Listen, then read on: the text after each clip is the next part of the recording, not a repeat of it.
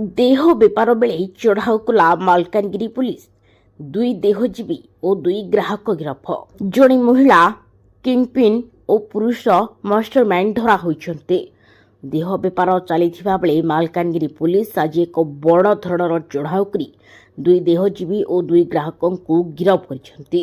ए चढ़ाऊ जिला सदर अंचल पात्रगुड़ा साइड थिबा गोटे भड़ा घर उपरे करा जायथिला, ଯେଉଁଠାରେ ଗୁପ୍ତ ଭାବରେ ଦେହ ବେପାର ଚାଲୁଥିଲା। ଏହି ଚଢ଼ାଉ ଅଭିଯାନର ନେତୃତ୍ୱ ମାଲକାନଗିରି ଏସ୍ଡିପିଓ ଦିବ୍ୟ ଦଳେଇ ନେଇଥିଲେ। ତାଙ୍କ ସହ ମାଲକାନଗିରି ଥାନାଧିକାରୀ ରେଗାନ କିଣ୍ଡୋ ଓ ଅନ୍ୟାନ୍ୟ ପୁଲିସ କର୍ମଚାରୀମାନେ ମଧ୍ୟ ଉପସ୍ଥିତ ରହିଥିଲେ।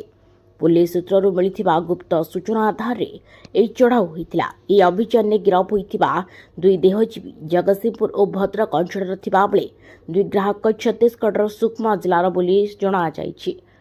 सेपरी देह बेपार चक्रर मुख्य मास्टरमाइंड जड़े पुरुष और जड़े महिला किंगपिन जे कि स्थानीय भाव में राणी मोहम्मद नाम जनाशुना गिरफ होती।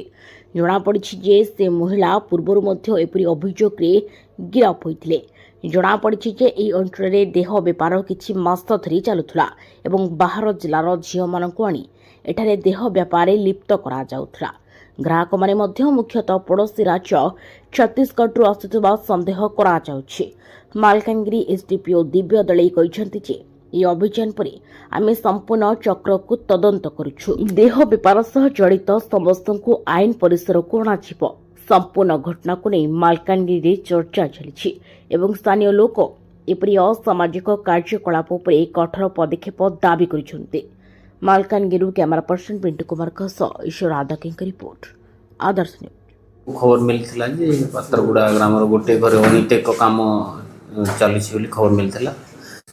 खबर पे आम लेडीज स्टाफ रेड करते रेड समय दुई जन विक्टिम दुई जन ऑर्गेनाइजर और दुई जन कस्टमर को आम धरचु। पाखु कैश आउ बोलेरो स्कॉर्पियो गोटे जबत होती जो से ऑर्गेनाइजर विक्टिम मान को नेवा आनिबा आउ शिफ्ट करिवार व्यवहार करुथिला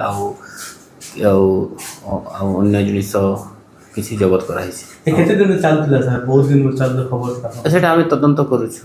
एबे ट्रेस होई छी आउ के इन्वॉल्व होछन सर आउ जे भी इन्वॉल्व होछन तांको आइनो निजे कार्यानुष्ठान निया। केते जण झियो एबे दुई जण झियो विक्टिम को रेस्क्यू कराई छी। सर जो झियो जक अछन सर कोर्ट सर आगरो भी धरा हेतिबा खबर सर? नहीं से आगरो थरे धरा है कि फरवर्ड हेतिले से आगरो से जे ऑर्गेनाइजर आउ ए विक्टिम मान को कोठा करो सेटा हम पचारछु।